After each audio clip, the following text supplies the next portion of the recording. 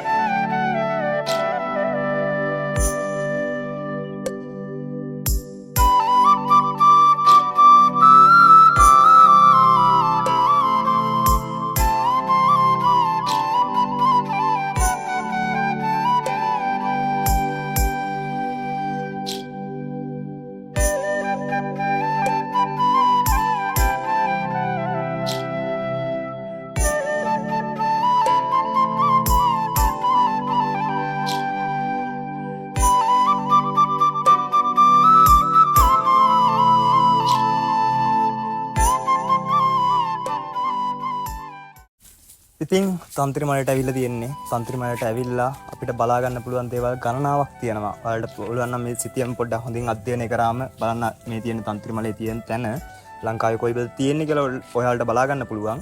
ඒකට මෙන්න මේ තන්ත්‍රිමලයට ඇවිල්ලා අපිට බලා ගන්න පුළුවන් විශේෂිතම ස්ථාන රාශියක් තියෙනවා. ඒවෙන් කිහිපයක් විදිහට අභිනව බුදුමැදුර තියෙනවා. ඊට චෛත්‍ය, ශෛලමය සැතපෙන බුදු පිළිමය, ඒ වගේම තමයි බෝධිය, ඒ වගේම තමයි ගන්ටාර කුළුණ සමාධි පිළිමය, ඒ වගේම තමයි ධර්මශාලාව, සංඝාවාස, ඊට පස්සේ පදානගර, පොත්ගුල, පුරාවිද්‍යා කෞතුකාගාරය, ඊට පස්සේ පුරාවිද්‍යා නටඹුන්, බුද්ධ ප්‍රතිමා, ඒ වගේම තමයි පොකුණු, නෙළුම් පොකුණ, ඊට පස්සේ ඒ වගේම ගල් කුණු, වැසිකිලි, පියකට පෙල්, ගල් ගුහා. මෙන්න මේ කියන සියලු දේවල් මෙන්න මේ තියෙන ආකාරයෙන්ම ඔයාලට හඳුනා ගන්න පුළුවන් මෙන්න මේ කියන තන්ත්‍රිමලේ පරිශ්‍රයට ආවම. අපි ගිහින් බලමු මෙන්න මේ කියන තැන් මොන වගේද කියලා. එන්න අපි යමු.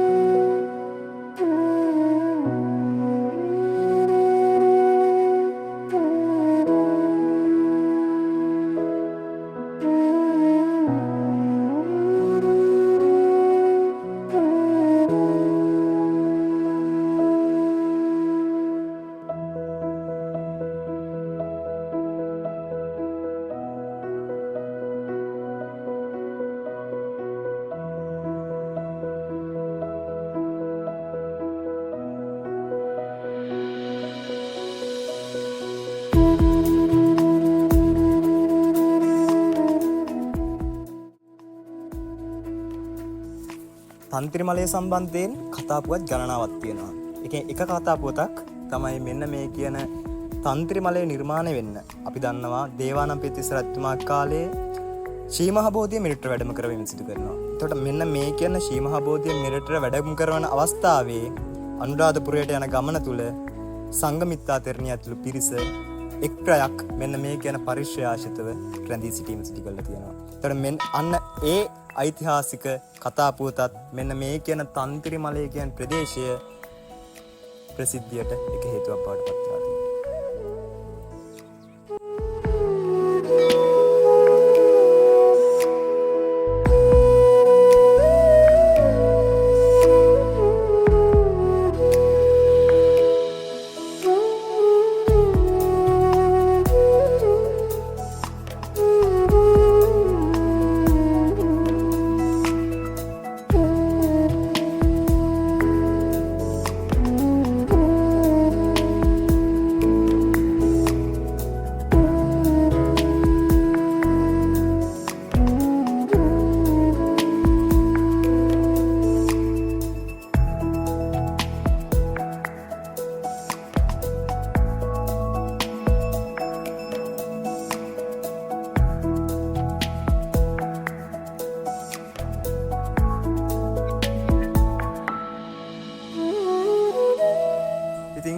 මේ තියෙන්නේ තන්ත්‍රිමලයේ තියෙන සමාධි බුද්ධ ප්‍රතිමාව. එතකොට මේ සමාධි බුද්ධ ප්‍රතිමාව සමාධි මුද්‍රාවෙන් වැඩ සිටින ආකාරයෙන් තමයි නිර්මාණය කිරීම සිදු වෙලා තියෙන්නේ. අඩි 8ක් පමණ උසින් යුක්තව නිර්මාණය කරන ලද මේ කියන සමාධි බුද්ධ ප්‍රතිමාව පිහිටි ගලෙහි ඇතුළට කෙටීමක් සිදු කරලා තියෙනවා. ඒ කෙටීම මගින් තමයි මෙන්න මේ කියන බුද්ධ ප්‍රතිමා වහන්සේ නිර්මාණය කිරීම සිදු වෙලා තියෙන්නේ. ඒ වගේම තමයි මේ බුද්ධ ප්‍රතිමා වහන්සේට අමතරව තවත් සෙසු බුද්ධ ප්‍රතිමා වහන්සේලා නිර්මාණය කිරීමක් සිදු වෙලා තියෙනවා. නමුත් ඒවායේ මෙතෙක් වැඩ අවසන් වීමක් සිදු වෙලා නැහැ. මොකද ඒ අවධියේ පැවති සතුරු ආක්‍රමණවල ප්‍රතිඵලයක් හේතුවෙන් තමයි ඒවායේ වැඩ අවසන් කිරීමක් සිදු වෙලා නැත්තේ.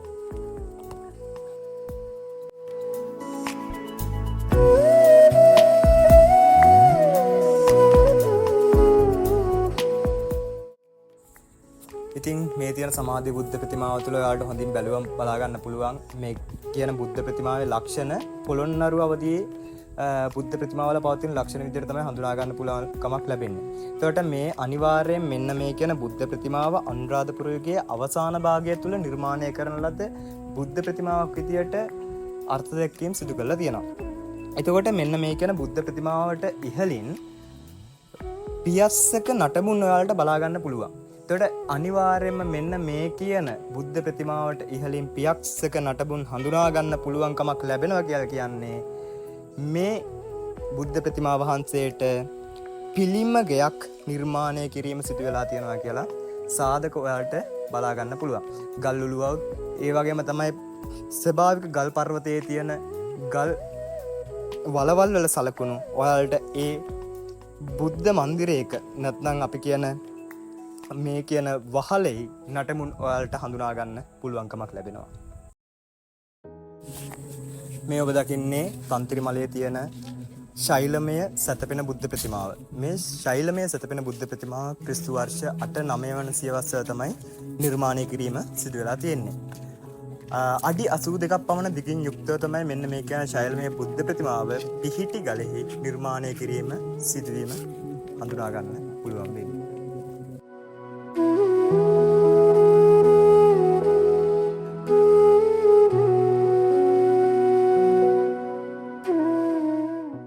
මේ තමයි තියෙන්නේ වර්තමානයේ නම් පුස්තකාලය කියලා හඳුන්වන්නේ.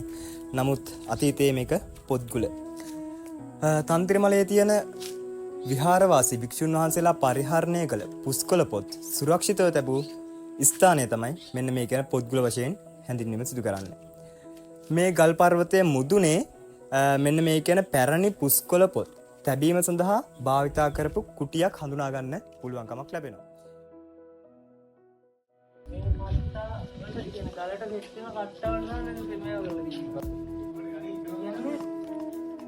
පිහිටි ගල නේද?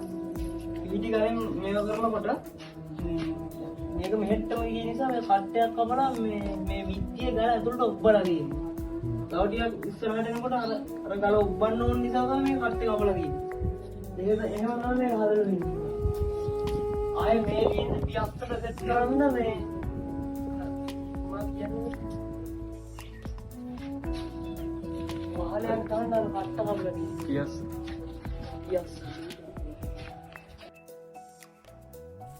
මේ තමයි භාවනායෝගී භික්ෂුන් වහන්සේලා වැඩ වාසය කළ පදානගර කියලා කියන්නේ. මෙන්න මේවට. එතකොට මෙන්න මේ කියන පදානගරයේ ලක්ෂණයක් විදිහට අපිට ඔයාලට පෙන්වන්න පුළුවන්. මෙන්න මේ කියන අපි දන්නවා මේක තියෙන්නේ ප්‍රධාන වේදිකා දිත්වයක්. මෙන්න මේ කියන ප්‍රධාන වේදිකා දිත්වයම මෙන්න මේ කියන ගල් පාලමකින් තමයි සම්බන්ධ කිරීම සිදු වෙලා තියෙන්නේ. එතකොට මෙන්න මේ කියන ගල් පාලම මගින් තමයි මේ කියන වේදිකාව හා මේ පෙනෙන වේදිකාව එකට සම්බන්ධ කිරීම සිදු කරලා තියෙන්නේ. එතකොට මෙන්න මේ ක්‍රියාවලියට තමයි පදානගර සම්ප්‍රදාය කියලා කියන්නේ. ඊට අමතරව පදානගර සම්ප්‍රදාය තුල ගත්තම දියාගලක් හඳුනා ගන්න පුළුවන් වෙනවා මේ පදානගරයේ වටේට. එතකොට මේ පදානගරයේ වටේට දියාගලක් මේ පරිශ්‍රය තුල හඳුනා ගන්න ලැබෙන්නේ නැහැ. මොකද මේක පිහිටි ගලක තමයි නිර්මාණය කිරීම සිදු වෙලා තියෙන්නේ.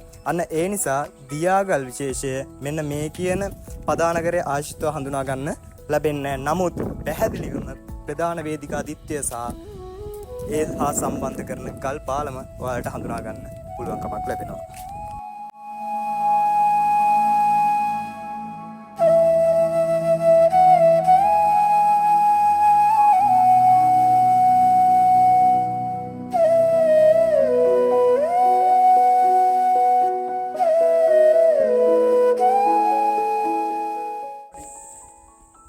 තන්ත්‍රිමලයට ආවම අපිට බලාගන්න පුළුවන් ගොඩක් අය එන තැනක් තමයි මෙන්න මේ ඔබ දකින තන්ත්‍රිමලේ ප්‍රාග් ඓතිහාසික ලින්සිතුවම් පවතින ස්ථානය.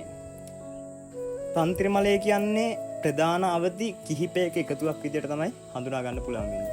ප්‍රාග් ඓතිහාසික අවධිය, පූර්ව ඓතිහාසික අවධිය, ඒ වගේම තමයි ඓතිහාසික අවධිය කියලා. මෙන්න මේ කියන අවධි ත්‍රිත්වයම නිරූපණය වෙන තැනක් තමයි මෙන්න මේ කියන තන්ත්‍රිමලේ ඓතිහාසික රජමහා විහාරය කියලා කියන්නේ.